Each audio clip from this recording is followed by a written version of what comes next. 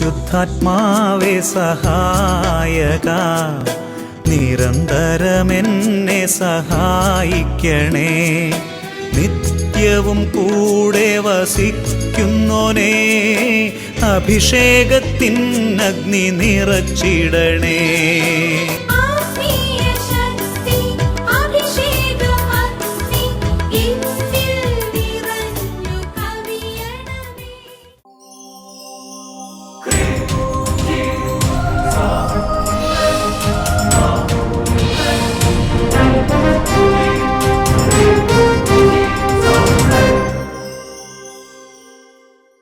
Praise the Lord. Praise the Lord. Hallelujah. Hallelujah. അഭിഷേകാഗ്നി വചന ശുശ്രൂഷകൾ സംബന്ധിക്കുവാൻ കർത്താവിനെ പ്രത്യേകം തിരഞ്ഞെടുക്കപ്പെട്ട നിങ്ങളെയും നിങ്ങളുടെ കുടുംബങ്ങളെയും പരിശുദ്ധ അമ്മയുടെ വിമല ഹൃദയത്തിനും ഈശോയുടെ തിരുഹൃദയത്തിനും പ്രതിഷ്ഠിക്കുന്നു. ഈശോയുടെ തിരുഹൃദയം നിങ്ങളെ കാത്തുകൊള്ളട്ടെ. ആമേൻ. ഹല്ലേലൂയ. ഹല്ലേലൂയ. പ്രിയമുള്ള സഹോദരങ്ങളെ, കർത്താവിൻ്റെ വലിയ കരുണയാണ് നമുക്ക് ഈ ശുശ്രൂഷകളിലൊക്കെ മുടങ്ങാതെ സംബന്ധിക്കാൻ സാധിക്കുന്നത്. പ്രത്യേകിച്ച് ഈ ശുശ്രൂഷകൾക്ക് വേണ്ടി മധ്യസ്ഥം വഹിച്ച് പ്രാർത്ഥിക്കുന്നവരെ ഞാൻ പ്രത്യേകം അനുഗ്രഹിക്കുകയാണ്. ഒരുപാട് ദൈവാനുഗ്രഹം ഉണ്ടാകട്ടെ.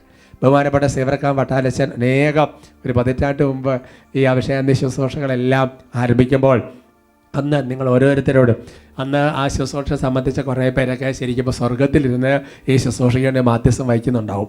പ്രിയമുള്ള സഹോദരങ്ങൾ പറഞ്ഞു, എല്ലാ ശനിയാഴ്ചകളിലും പ്രത്യേകിച്ച് ഉപവാസം എടുത്ത് ഈ അഭിഷേകാഗ്നി ഈ ശുശ്രൂഷകൾക്ക് വേണ്ടി പ്രാർത്ഥിക്കണം. അതുകൊണ്ട് നിങ്ങൾ ചിന്തിച്ചു നോക്കിയേ, ഈ ശുശ്രൂഷകളിൽ സംബന്ധിക്കുന്നവർക്ക് എന്തുമാത്രം ദൈവാനുഗ്രഹമാണ്, എന്തുമാത്രം അനുഗ്രഹമാണ് സഹോദരങ്ങളെ. ഒരു നിർണായക നിമിഷം വരുമ്പോൾ അഭിഷേകാഗ്നി കാണുക, പ്രാർത്ഥിക്കുക. അതൊക്കെ ശരി. ഇതുപോലെ മധ്യസ്ഥ പ്രാർത്ഥന ധാരാളം ഉയർത്തുന്നുണ്ട്. അതിനകത്ത് കുറഞ്ഞു പോകരുത്. നിങ്ങൾക്ക് ശരിക്കും ഈശോയോട് സ്നേഹമുണ്ടെങ്കിൽ, പിന്നെ ബഹുമാനപ്പെട്ട വട്ടാലിച്ചനോടും ഈ എളിയദാസനോടും സ്നേഹമുണ്ടെങ്കിൽ, നിങ്ങൾ അഭിഷേകത്തെ ഭയങ്കരമായിട്ട് സ്നേഹിക്കുന്നതാണെങ്കിൽ എൻ്റെ സഹോദരങ്ങൾ ശനിയാഴ്ചകളിൽ ഉപവാസമൊക്കെ എടുത്ത് പ്രാർത്ഥിക്കണം.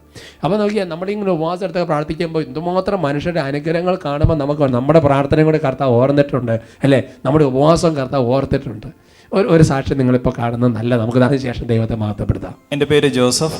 ഞാൻ മാമൂട് ലൂർദുമത ഇടവകാംഗമാണ്, ചങ്ങനാശ്ശേരി. എൻ്റെ സാക്ഷ്യം ഇതാണ്. ഞാൻ ഒരു അലർജി രോഗത്തിന് അടിമയായിരുന്നു. എനിക്ക് ജലദോഷമാണ് അലർജി, ജലദോഷവും തുമ്മലും. എനിക്ക് ചെറുപ്പം മുതലേ, ഇപ്പോൾ എനിക്ക് 33 വയസ്സ് പ്രായമുണ്ട്. ചെറുപ്പം മുതലേ എനിക്ക് ജലദോഷം ഉണ്ടാകാറുണ്ട്. അത് ട്രിഗറാകുന്നത് ചിലപ്പം തണുപ്പ് കൊണ്ടാകാം, അല്ലെങ്കിൽ പൊടി കൊണ്ടാകാം, അല്ലെങ്കിൽ രാവിലെ എണ്ണീറ്റ് ജനൽ തുറന്നാൽ ആ മഞ്ഞടിച്ചാൽ എനിക്ക് ജലദോഷം വരും. അത് വന്നാൽ ഇങ്ങനെ കണ്ടിന്യൂസ് ആയിട്ട് റണ്ണിങ് നോസാണ്. ചിലപ്പോൾ ഒക്കെ ഞാൻ കൊച്ചിലെ ഈ ചിരട്ടയൊക്കെ എടുത്ത് ഇങ്ങനെ താഴെ പിടിക്കും, അതിലിങ്ങനെ തുള്ളിയായിട്ട് മൂക്കിൽ നിന്ന് ഒഴുകിക്കൊണ്ടേയിരിക്കും.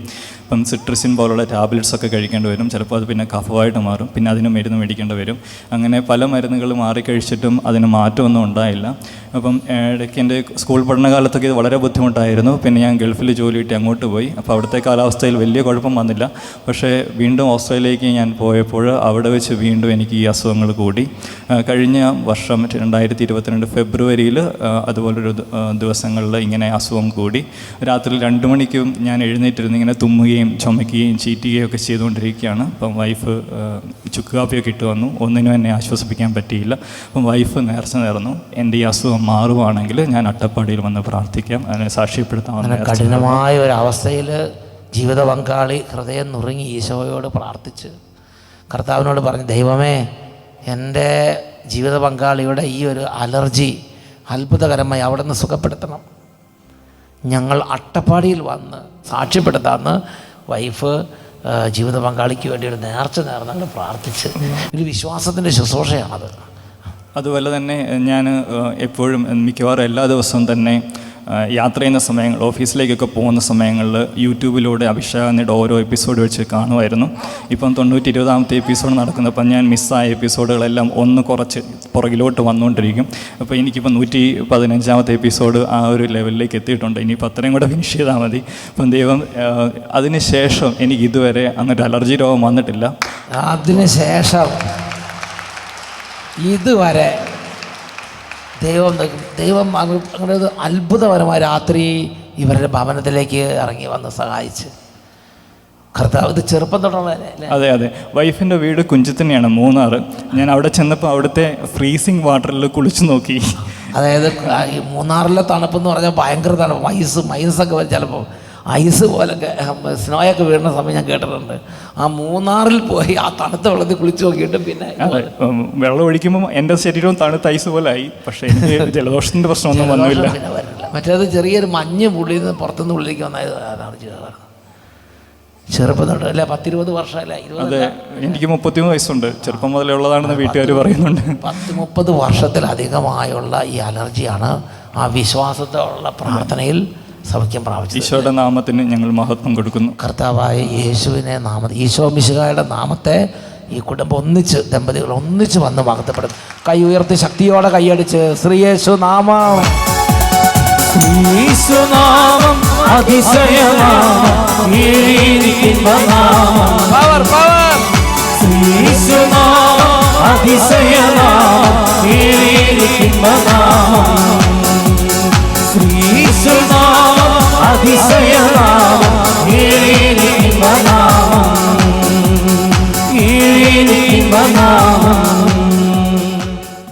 Price the Lord. Praise the Lord. Hallelujah. Hallelujah. ശരിക്കും അഭിഷേകത്തിൽ വട്ടാരച്ചന്റെ സാന്നിധ്യം വരുമ്പോൾ വലിയൊരു സന്തോഷമാണ് അല്ലേ? എനിക്ക് ശരിക്കും അങ്ങനെയാണ്. ഹല്ലേലൂയ. ഹല്ലേലൂയ. ഞങ്ങളെ സാക്ഷി ശ്രദ്ധിച്ച സഹോദരങ്ങൾ, വിശ്വാസമുള്ള ഒരാള് നമ്മുടെ വീട്ടിലുണ്ട്. ജീവിത പങ്കാളിയാവാം, അപ്പനാകാം, അമ്മയാകാം, മക്കളാകാം, ആരും ആകാം.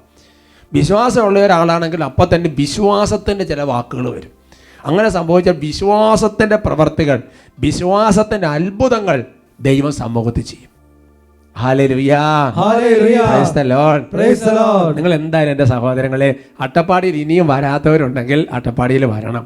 ഇവിടെ സഖിയോൻ ധ്യാന കേന്ദ്രത്തിൽ വരണം. കൽക്കുരിശ് മലയിൽ വന്ന് കൽക്കുരിശിലൊക്കെ തൊട്ട് ശരിക്കും പറഞ്ഞാൽ ഒരു തീർത്ഥാടനം നടത്തുന്നത് പോലെ അങ്ങനെ വരുന്നത് തീർച്ചയായിട്ടും. അങ്ങനെ ഒരുപാട് ആൾക്കാർ സഖിയോനിൽ ഒരു തീർത്ഥാടനം പോലെ വരുന്നു. മലയാറ്റിന് പോകുന്നത് പോലെ വെള്ളങ്കണ്ണിക്ക് പോകുന്ന ഒരു തീർത്ഥാടനമായി വരുന്നവരുണ്ട്. എല്ലാ സ്ഥലങ്ങളും കണ്ട് പ്രാർത്ഥിച്ച് പോയി. അതെല്ലാം ദൈവത്തിൻ്റെ വലിയൊരു കൃപയാണ്. സന്തോഷത്തോടെ പറയാം ഹല്ലേലൂയ. ഹല്ലേലൂയ. നമുക്ക് എഴുന്നേറ്റ് നിൽക്കാം. ഈ ശുശ്രൂഷയിൽ ആ കുടുംബം നോക്കാം. അഭിഷേകത്തിൻ്റെ ഓരോ എപ്പിസോഡും കണ്ട് പ്രാർത്ഥിച്ചു. ഇത് ദൈവാനുഗ്രഹമല്ലേ? ഒരു നേർച്ചയാണ്, ഒരു നിശ്ചയമാണ്. ഇതെല്ലാം പൂർത്തിയാക്കാൻ കർത്താവ് കൃപ നൽകും. ഇതെല്ലാം അനേകരെ പ്രചോദിപ്പിക്കും. കർത്താവ് അനേകം കൃപകൾ ചൊരിയും. നമുക്ക് നന്നായിട്ടൊക്കെ പ്രാർത്ഥിക്കാം. ഇങ്ങനെ പ്രാർത്ഥിക്കുന്നു: കർത്താവായ യേശുവേ, കർത്താവായ യേശുവേ, പോരാ, നല്ല ഉച്ചത്തിൽ പ്രാർത്ഥിക്കാം. രക്ഷിതാവായ യേശുവേ, രക്ഷിതാവായ യേശുവേ, പാപത്തെയും പാപവുമായി ബന്ധപ്പെട്ട സമസ്ത മേഖലകളെയും പൂർണ്ണ മനസ്സോടെ ഞാൻ വെറുത്തുപേക്ഷിക്കുന്നു. കർത്താവേ, ഞങ്ങളുടെ ജീവിതത്തിലേക്ക് അവിടുന്ന് എഴുന്നള്ളി വരണമേ. കർത്താവേ, അത്ഭുത ശക്തിയായി എഴുന്നള്ളി വരണമേ. ദുഷ്ടാരൂപികളെ ശാസിക്കണമേ. പൈശാചിക ബന്ധനങ്ങളെ അഴിച്ചു വിടുവിക്കണമേ. കർത്താവേ, തകർന്ന ഹൃദയങ്ങളെ, തകർന്ന കുടുംബങ്ങളെ പണിതുയർത്തണമേ. ഹല്ലേലൂയ. ഹല്ലേലൂയ. ഹല്ലേലൂയ. സ്തുതിക്കുന്നു. ഹല്ലേലൂയ. ഹല്ലേലൂയ. ഹല്ലേലൂയ. ഹല്ലേലൂയ. ഓ കർത്താവായ ദൈവമേ, സ്തുതിപ്പുകളുടെ ആരവങ്ങൾ ഉയരുന്ന കർത്താവ്, ഈ സമയത്ത് ഇസ്രായേലിന്റെ പരിശുദ്ധനെ 10,000ങ്ങളിലേക്ക് മടങ്ങി വരണമേ എന്നുള്ള പഴയ നിയമത്തിലെ പ്രാർത്ഥനയോട് ചേർത്ത് വെച്ചപ്പോൾ പ്രാർത്ഥിക്കുന്നു. ഓ ദൈവമേ, കൈകൾ ഉയർത്തി ചങ്കപ്പെട്ട് നിലവിളിച്ച് പ്രാർത്ഥിക്കുന്ന ഈ ദാസന്മാരെയും ഇവരുടെ കുടുംബങ്ങളെ ശല്യം ചെയ്യുന്ന രോഗപീഠങ്ങളും പൈശാചിക പീഠങ്ങളും ബന്ധനങ്ങളും ആധിപത്യങ്ങളും യേശുവിന്റെ നാമത്തിൽ ബന്ധിക്കുന്നു, വിട്ടൊഴിഞ്ഞ് നിത്യാന്ത്യം നിബന്ധിക്കട്ടെ. കൈയടിച്ച് യേശുവിന്റെ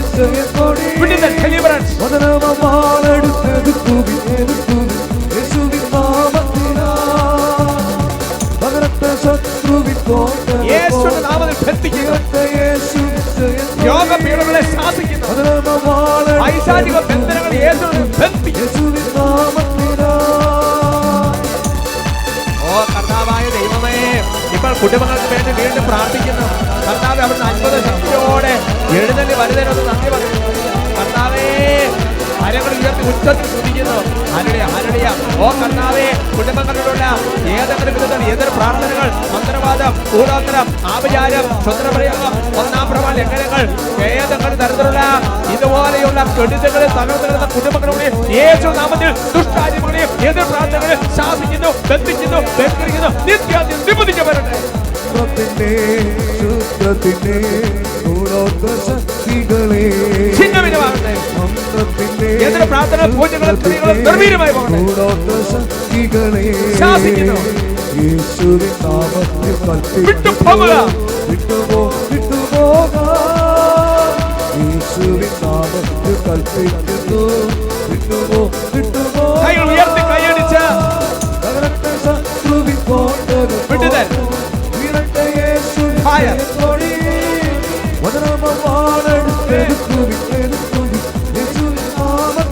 കാര്യങ്ങൾ ഉയർത്തി സ്തുതിക്കുന്നു. Hallelujah, hallelujah, hallelujah.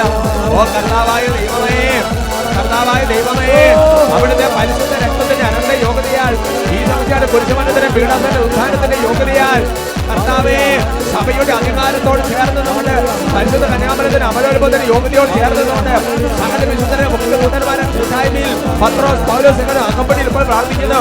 ഓ കർത്താവേ, കുടുംബങ്ങളിൽ നാളുകളായിട്ട് വിവാഹം, ജോലി, ഭവനം, മക്കൾ, കർത്താവേ, ഇതുപോലെ സ്ഥല സംബന്ധമായ സ്ഥാപനമായ ബിസിനസ് സംബന്ധമായ മേഖലകൾ, സാമ്പത്തിക മേഖലകളിൽ തടസ്സങ്ങൾ ഉണ്ടാക്കുന്ന ദുരാത്മസേനകളെയും നാരകസേനയും യേശു നാമത്തിൽ ബന്ധിച്ച് നിത്യത്തിൽ കൂട്ടി വിട്ടോട്ടെ.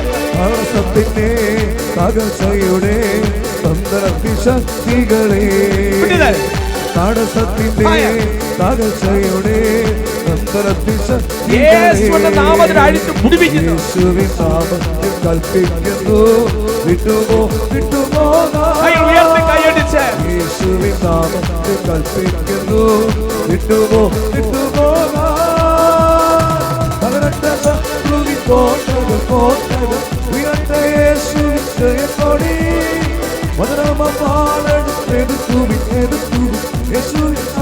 Hallelujah, hallelujah, hallelujah, hallelujah, hallelujah. യേശുവിന്റെ നാമത്തിന്റെ ശക്തി അയച്ചു. യേശുവിന്റെ വചനത്തിന്റെ ശക്തി, യേശുവിന്റെ കുരിശിന്റെ അടയാളത്തിന്റെ ശക്തി, യേശുവിന്റെ തിരുരത്വത്തിന് അത്ഭുതകരമായ ശക്തി, യേശുവിന്റെ കുരിശിന്റെ അടയാളം ഇപ്പോൾ പതിയട്ടെ എന്ന് പ്രാർത്ഥിക്കുന്നു. ഇപ്പോൾ പതിയട്ടെ എന്ന് പ്രാർത്ഥിക്കുന്നു. ക്രമ കൊണ്ട് നിറയട്ടെ, വചനം കൊണ്ട് നിറയട്ടെ, പ്രാർത്ഥന കൊണ്ട് നിറയട്ടെ, വിശ്വാസം കൊണ്ട് നിറയട്ടെ, തീക്ഷണത കൊണ്ട് നിറയട്ടെ. കർത്താവേ, വലിയ പ്രത്യാശ കൊണ്ട് നിറയട്ടെ, സന്തോഷം കൊണ്ട് നിറയട്ടെ, ആനന്ദം കൊണ്ട് നിറയട്ടെ, ക്ഷമ കൊണ്ട് നിറയട്ടെ, എളിമ കൊണ്ട് നിറയട്ടെ, അനുതാപം കൊണ്ട് നിറയട്ടെ. ആവശ്യത്തെ ആവശ്യത്തിന് ആവശ്യത്തിന് രൂപാന്തരം നൽകുന്ന വചന സമൃദ്ധിയായി ആവശ്യിക്കട്ടെ. ആരാധന, ആരാധന, ആരാധന,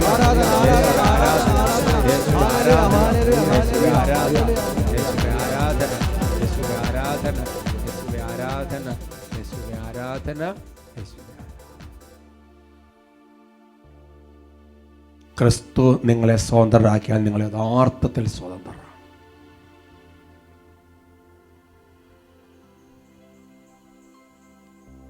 Praise the Lord. Praise the Lord. Hallelujah. Hallelujah. വലിയ വിടുതൽ കർത്താവ് നമുക്ക് തരുന്നുണ്ട്. നന്ദി പറയാം. നമുക്ക് സ്വസ്ഥാനങ്ങളിരിക്കാം. ഇന്ന് നമ്മൾ ചിന്തിക്കുന്ന വിഷയം, ജീവിതം നവീകരിക്കാൻ എന്ത് ചെയ്യണം? Hallelujah, hallelujah.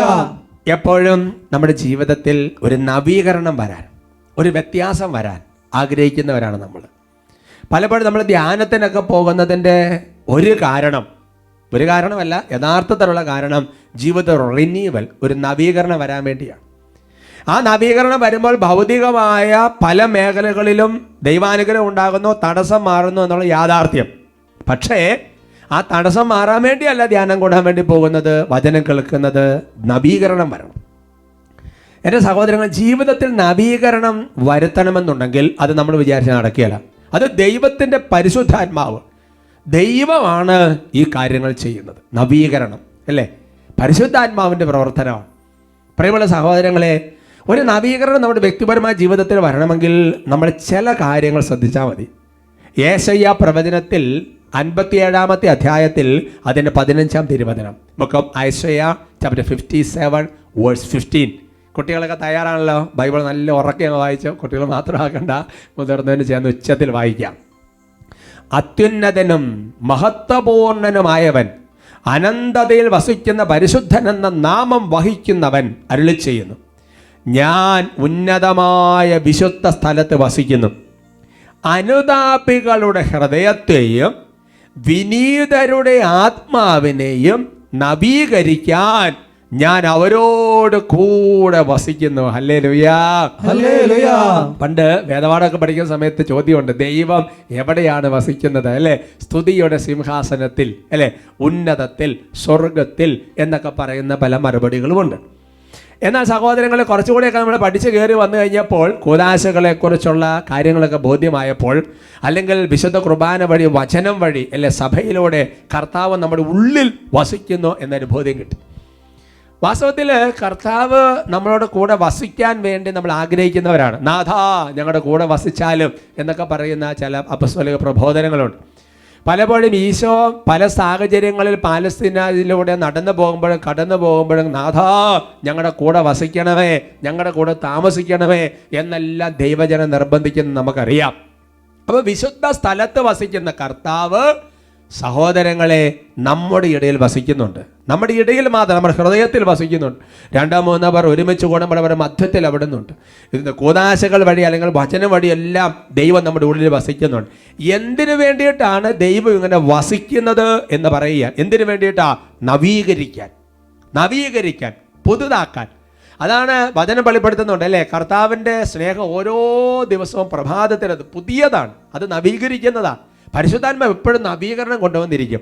ഇനി എൻ്റെ സഹോദരങ്ങളെ, ആരെയാണ് കർത്താവ് നവീകരിക്കുന്നത്? ആ വചനം നിങ്ങൾ ഒന്നുകൂടെ നോക്കിക്കോ. അനുതാപികളുടെ ഹൃദയത്തെയും വിനീതരുടെ ആത്മാവിനെയും നവീകരിക്കാനാണ് കർത്താവ് നമ്മുടെ ഉള്ളിൽ, നമ്മുടെ കൂടെ, നമ്മുടെ ഒപ്പം, നമ്മുടെ ഇടയിൽ വസിക്കുന്നത്. എന്ന് പറഞ്ഞാൽ 2 രീതികൾ, 2 സംഗതികൾ നമ്മുടെ ജീവിതത്തിലുണ്ടെങ്കിൽ നവീകരണം എളുപ്പമാണ്. 1 അനുതപിക്കുന്ന ഒരു ഹൃദയം, 2 വിനയമുള്ള ഒരാത്മാവ്. Praise the Lord, praise the Lord. അപ്പൊ നമ്മുടെ ജീവിതത്തിൽ നവീകരണം വരാൻ ഒന്നും വിഷമിക്കണ്ട. ഓരോ സെക്കൻഡിൽ പശ്ചാത്തപിക്കുന്ന ഒരു ഹൃദയമുണ്ടോ? ഓരോ സെക്കൻഡിൽ എളിമപ്പെടാൻ വേണ്ടി തുടിക്കുന്ന ഒരു ഹൃദയം, ഒരാത്മാവ് നമുക്കുണ്ടോ? എൻ്റെ സഹോദരങ്ങളെ, ഉറപ്പാണ് നവീകരണം സംഭവിച്ചുകൊണ്ടിരിക്കും. Hallelujah, hallelujah. കാരണം ബൈബിളില് കർത്താവിന്റെ സന്നിധിയിലേക്ക് തിരിച്ചു വരുന്നത് ആർക്കാണ് എൻ്റെ സഹോദരൻ? അനുതാപമുള്ളവർക്കാണ്, പശ്ചാത്തപിക്കുന്നവർക്കാണ് തിരിച്ചു വരാൻ അവസരമുള്ളത്. നമ്മുടെ ജീവിതത്തിൽ എവിടെ നമ്മൾ ഏതൊക്കെ തലത്തിൽ പാപത്തെ തകർന്നു പോയാലും വിഷമിക്കരുത്, തിരിച്ചു വരാൻ അവസരമുണ്ട്. പ്രഭാഷകന്റെ പുസ്തകത്തിൽ 17-ാമത്തെ അധ്യായത്തിൽ 24-ാം തിരുവചനം, book of Sirach chapter 17 verse 24 ഒരുമിച്ച് വായിച്ചാലോ? പശ്ചാത്തപിക്കുന്നവർക്ക് തിരിച്ചു വരാൻ അവിടുന്ന് അവസരം നൽകും. ഹല്ലേലൂയ, ഹല്ലേലൂയ. ആർക്കാണ് തിരിച്ചു വരാൻ അവസരമുള്ളത്? പശ്ചാത്തപിക്കുന്നവർക്കാണ് തിരിച്ചു വരാൻ അവസരമുള്ളത്. പശ്ചാത്തപിക്കുന്നവർക്ക് തിരിച്ചു വരാൻ അവിടുന്ന് അവസരം നൽകും. Price the Lord, praise the Lord. ദൈവമാണ് അവസരം നൽകുന്നത്. പശ്ചാത്തപിക്കുന്നവർക്കാണ് തിരിച്ചു വരാൻ അവസരം നൽകുന്നത്. ഇനി എൻ്റെ സഹോദരങ്ങളെ, പശ്ചാത്താപം എന്ന് പറയുന്നത് നമ്മൾ ഉണ്ടാക്കിയെടുക്കുന്ന ഒരു സംഗതിയല്ല, അത് ദൈവം തരുന്ന ഒരു സംഗതിയാണ്. അപ്പോൾ ദൈവത്തെ ആശ്രയിക്കുമ്പോൾ, ദൈവത്തോട് നിലവിളിക്കുമ്പോൾ, ദൈവത്തോട് പ്രാർത്ഥിക്കുമ്പോൾ, ദൈവം പരിശുദ്ധാത്മാവിനെ അയച്ച് നമ്മുടെ ജീവിതത്തിൽ ഒരു അനുതാപത്തിൻ്റെ, പശ്ചാത്താപത്തിന് കൃപ നൽകും. യോഹന്നാന്റെ സുവിശേഷത്തിൽ അതുണ്ട്. യോഹന്നാന്റെ സുവിശേഷത്തിൽ 16-ാമത്തെ അധ്യായത്തിന് 8-ാം തിരുവചനം, gospel of saint John chapter 16 verse 8. അവൻ വന്ന് പാപത്തെക്കുറിച്ചും നീതിയെക്കുറിച്ചും ന്യായവിധിയെക്കുറിച്ചും ലോകത്തെ ബോധ്യപ്പെടുത്തും. Hallelujah, hallelujah. അപ്പൊ ഈ അവൻ എന്ന് പറഞ്ഞ പരിശുദ്ധാത്മാവാണ്. പരിശുദ്ധാത്മാവ് വന്നു കഴിഞ്ഞാലുള്ള ആദ്യത്തെ ലക്ഷണമെന്ന് പറയുന്നത് വരദാനങ്ങളാണോ എന്ന് ചോദിച്ചാൽ അല്ല എന്നൊന്നും ഞാൻ പറയുന്നില്ല. പരിശുദ്ധാത്മാവ് ഒരു വ്യക്തിയുടെ ജീവിതത്തിൽ വന്നു കഴിഞ്ഞാലുള്ള ആദ്യത്തെ ലക്ഷണമെന്ന് പറയുന്നത് അനുതാപമാണ്, പശ്ചാത്താപമാണ്. പരിശുദ്ധാത്മാവ് വന്നു കഴിഞ്ഞാൽ പിന്നെ പശ്ചാത്താപം, അനുതാപമാണ്. അതുകൊണ്ട് തിരിച്ചു വരാൻ ആഗ്രഹമുണ്ടോ? മടങ്ങി വരാൻ ആഗ്രഹമുണ്ടോ? ദൈവം തരും, ദൈവം അവസരം തരും. പശ്ചാത്തപിക്കാൻ ദൈവം അവസരം തരും. Hallelujah, hallelujah, hallelujah, hallelujah. ഒരുപാട് ഉദാഹരണങ്ങളുണ്ട്. ഉദാഹരണം ലൂക്കായുടെ സുവിശേഷം 3-ാമത്തെ അധ്യായത്തിന്റെ 10-ാമത്തെ തിരുവചനം, ജനക്കൂട്ടം അവനോട് ചോദിച്ചു, ഞങ്ങൾ എന്താണ് ചെയ്യേണ്ടത് എന്ന് പറഞ്ഞാൽ അവിടെ വചനം കേട്ടോണ്ടിരിക്കുകയാണ്. വചനം കേട്ടോണ്ടിരിക്കുമ്പോൾ ജനം ചോദിക്കുക, ഞങ്ങൾ എന്താ ചെയ്യേണ്ടത്? ജനം ചോദിക്കുക. ഇതേ ചോദ്യം പുതിയ നിയമത്തിലുണ്ട്. അപ്പോസ്തല പ്രവർത്തനങ്ങളിൽ 2-ാമത്തെ അധ്യായത്തിന് 37-ാം തിരുവചനം, ആക്ട്സ് ചാപ്റ്റർ 2 വേഴ്സ് 37. അവിടെ പത്രോസ് അല്ലെങ്കിൽ ബാക്കി സ്ലീഹന്മാർ വചനം പ്രഘോഷിക്കുവാണ്. അപ്പോൾ അവർ ചോദിക്കുകയാണ്, ഇത് കേട്ടപ്പോൾ അവർ ഹൃദയം നുറുങ്ങി പത്രോസിനോടും മറ്റ് അപ്പസ്തോലന്മാരോടും ചോദിച്ചു, സഹോദരന്മാരെ, ഞങ്ങൾ എന്താണ് ചെയ്യേണ്ടത്? ഞങ്ങൾ എന്താ ചെയ്യേണ്ടത്? എന്താ ഈ ചോദ്യം ചോദിക്കാൻ കാരണം? അവർ വചനം കേട്ടോണ്ടിരുന്നപ്പോൾ അവരുടെ ഉള്ളിൽ പരിശുദ്ധാത്മാവ് നിറഞ്ഞു. പരിശുദ്ധാത്മാവ് വന്നു കഴിഞ്ഞാൽ പിന്നെ ഒന്നും ചെയ്യാ, ഒരു രക്ഷയില്ല. എന്താ ചെയ്യേണ്ടത്? അനുതാപം, പശ്ചാത്താപം. ഹല്ലേലൂയാ, ഹല്ലേലൂയാ. അതുകൊണ്ട് എൻ്റെ പ്രിയപ്പെട്ട സഹോദരങ്ങൾ, നമ്മുടെ ജീവിതത്തിൽ ഒരു തിരിച്ചുവരവ്, ഒരു റിന്യൂവൽ ആഗ്രഹിക്കുന്നുണ്ടെങ്കിൽ ഒന്നാമത് ചെയ്യേണ്ട കാര്യം പശ്ചാത്തപിക്കാനായിട്ട് ആരംഭിക്കുക. ഈ പശ്ചാത്താപം നടക്കണമെന്നുണ്ടെങ്കിൽ ദൈവത്തിലേക്ക് തിരിയാതെ പറ്റിയല്ല, ദൈവത്തെ ആശ്രയിക്കാതെ പറ്റിയല്ല. അതാണ് ഹോസിയ പ്രവചനത്തിൽ 12-ാമത്തെ അധ്യായത്തിൻ്റെ 6-ാമത്തെ തിരുവചനത്തിൽ വചനം വെളിപ്പെടുത്തുന്നത് ഇങ്ങനെയാണ്: ദൈവ സഹായത്തോടെ തിരിച്ചു വരിക. ഹല്ലേലൂയാ, ഹല്ലേലൂയാ. അപ്പൊ നമുക്ക് ഒരു പാപം ചെയ്യണമെന്നുണ്ടെങ്കിൽ ആരുടെ സഹായം ആവശ്യമില്ല, നമ്മൾ വിചാരിച്ച് ചെയ്യാൻ പറ്റും. പക്ഷേ തിരിച്ചു വരണമെന്നുണ്ടെങ്കിൽ ദൈവത്തിൻ്റെ സഹായമാണ്.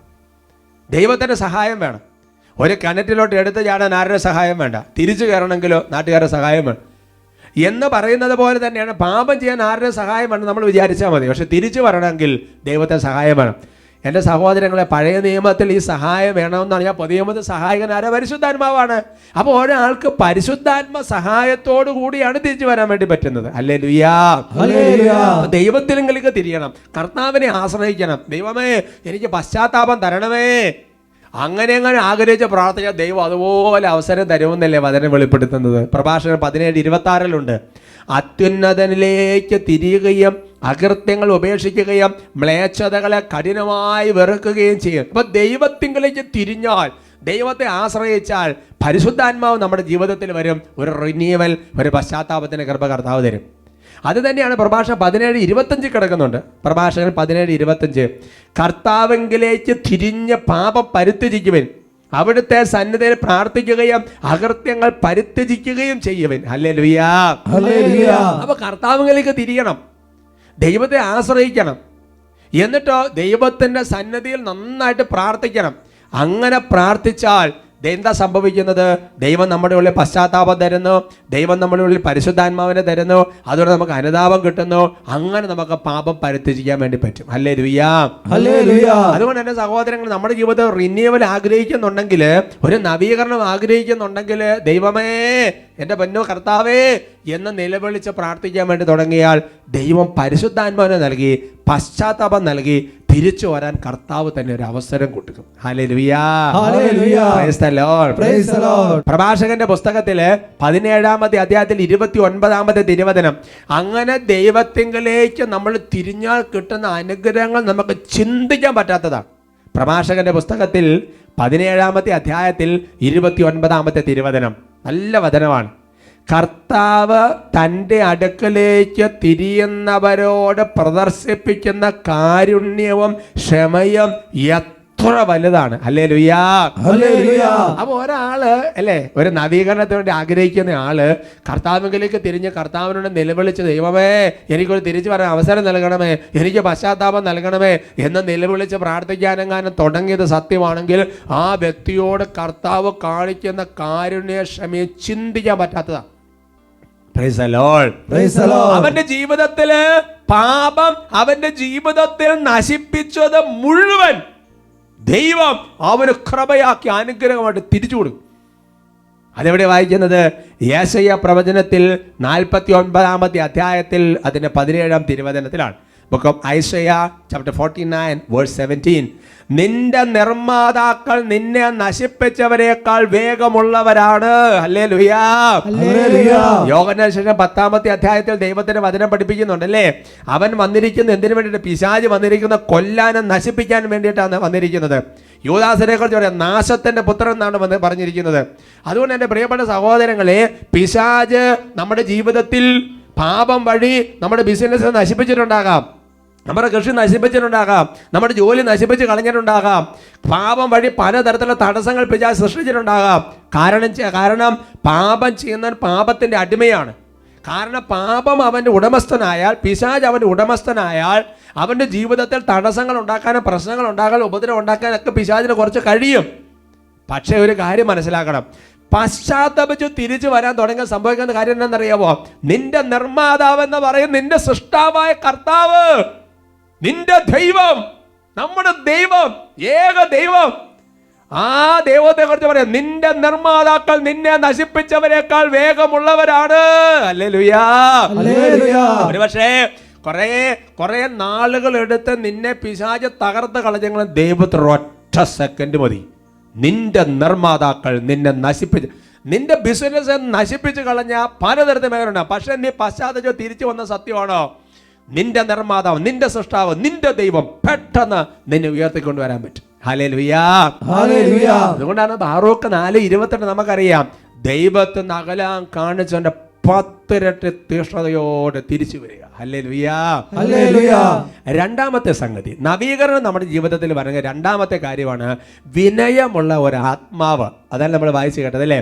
അതായത് പശ്ചാത്തപിക്കുന്ന ഹൃദയങ്ങളെ, അതേപോലെ വിനയമുള്ള ആത്മാവിനെ നവീകരിക്കും കർത്താവ്. ഹല്ലേലൂയാ. എവിടെയൊക്കെ എളിമപ്പെടാൻ അവസരം കിട്ടുന്നുണ്ടോ എൻ്റെ സഹോദരങ്ങൾ, ഞാൻ മറ്റൊരു എപ്പിസോഡിൽ ഞാനത് പറഞ്ഞിട്ടുണ്ട്, എവിടെ എളിമപ്പെടാൻ അവസരം ഉണ്ടോ ചാടി വീണു. എളിമപ്പെടാൻ അവസരം കിട്ടുന്നിടത്തെല്ലാം എളിമപ്പെട്ടു. ഒരു കാര്യം ഉറപ്പാണ്, ദൈവം നമ്മൾ അതുപോലെ നവീകരിച്ചു. യെശയ്യാ പ്രവചനത്തിൽ 66-ാമത്തെ അധ്യായത്തിന്റെ 2-ാം തിരുവചനം കർത്താവ് അരുളി ചെയ്യുന്നു, ആത്മാവിൽ എളിമയും അനുതാപവും ഉണ്ടായിരിക്കുകയും എൻ്റെ വചനം ശ്രവിക്കുമ്പോൾ വിറയ്ക്കുകയും ചെയ്യുന്നവനെയാണ് ഞാൻ കടാക്ഷിക്കുന്നത്. ഹല്ലേലൂയാ. അതിനോട് ചേർന്ന് വരുന്ന വചനമാ. അനുതാപം ഉണ്ടായിരിക്കണം, എളിമയുണ്ടായിരിക്കണം. ദൈവത്തിന്റെ വലിയ കടാക്ഷമല്ലേ. അതുകൊണ്ട് പശ്ചാത്താപം ഉണ്ടോ, എളിമപ്പെടാൻ നാഴികയ്ക്ക് 40 വട്ടം അവസരം കിട്ടും. അത് ഏത് ജീവിതാന്തസ്സിലും, കുടുംബജീവിതത്തിലാണെങ്കിലും സന്യാസമാണെങ്കിലും ഭൗരോഗത്തിൽ എന്ത് തന്നെയാണെങ്കിലും എളിമപ്പെടാൻ അവസരം കിട്ടുമ്പോൾ ധൈര്യമായിട്ട് എളിമപ്പെട്ട സഹോദരങ്ങളെ, ആത്മാവിൽ എളിമയുണ്ടോ, ഹൃദയത്തിൽ പശ്ചാത്താപമുണ്ടോ, നിന്റെ നിർമ്മാതാക്കൾ നിന്നെ നശിപ്പിച്ചവരെക്കാൾ വേഗത്തിൽ നിന്നെ പണിതുയർത്തും, നിന്നെ നവീകരിക്കും. കർത്താവ് അനുഗ്രഹിക്കട്ടെ.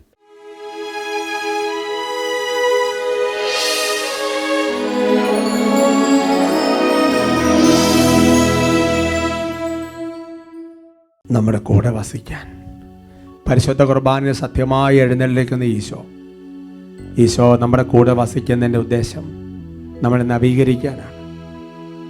കർത്താവേ, ഓരോ സെക്കൻഡിലും വന്നു പോകുന്ന കുഞ്ഞു കുഞ്ഞു പാപങ്ങളെ ഓർത്ത് കർത്താവ് പെട്ടെന്ന് അനുദപിക്കാൻ, പെട്ടെന്ന് പശ്ചാത്തപിക്കാൻ ഞങ്ങളെ സഹായിക്കണം. ദൈവമേ, പലപ്പോഴും കുമ്പസാരം ഏതെങ്കിലും സമയത്ത് നടത്തുമ്പോൾ ഞങ്ങൾ പലപ്പോഴും പശ്ചാത്തപിക്കുന്നത് അങ്ങനെയല്ല. ഒരു കുഞ്ഞു തെറ്റ് സംഭവിച്ചാൽ അപ്പം തന്നെ പശ്ചാത്തപിക്കാൻ, അതുപോലെ പരിശുദ്ധാത്മാവിൻ്റെ കൃപ ഞങ്ങൾക്ക് തരണം. ഒരു കൊച്ചു കുഞ്ഞിനെ പോലെ ഈശോയോട് പ്രാർത്ഥിക്കുക. ദൈവമേ, അതുപോലെ തന്നെ ഞങ്ങളുടെ ജീവിതത്തിൽ കർത്താവ് എളിമപ്പെടാൻ എത്ര അവസരങ്ങൾ കിട്ടുന്ന ദിവസവും കർത്താവെ, ചിലപ്പോൾ ഒപ്പത്തിനൊപ്പം മറുപടി വരാതിരുന്നിട്ട് എളിമപ്പെടലായി. ദൈവമേ എന്ന് പറഞ്ഞാൽ എത്ര അവസരങ്ങളാണ് എളിമപ്പെടാൻ. ദൈവമേ, അതിനെല്ലാം നന്നായിട്ട് ഞങ്ങൾക്ക് ഉപയോഗിക്കാൻ ഒരു കൃപ തരണം. ദൈവമേ, അനുതാപത്തിൻ്റെ എളിമയുടെ കൃപ ഞങ്ങൾക്ക് തരണമേ എന്ന് ഓരോരുത്തരും ഇപ്പോൾ പ്രാർത്ഥിക്കുകയാണ്. കർത്താവെ, കൃപ തരണേ. കർത്താവെ, അനുതാപത്തിന് കൃപ തരണമേ, എളിമയുടെ കൃപ തരണമേ, അനുതാപത്തിന് കൃപ തരണമേ, എളിമയുടെ കൃപ തരണമേ. ഉള്ളുരുകി പ്രാർത്ഥിക്കുന്ന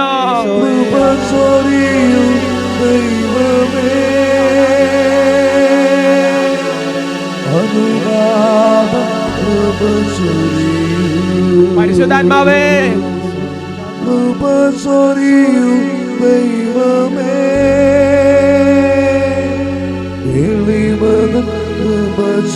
കാര്യങ്ങൾ ഉയർത്തി ഉച്ചത്തിൽ വിളിക്കുന്നു, യേശുവേ.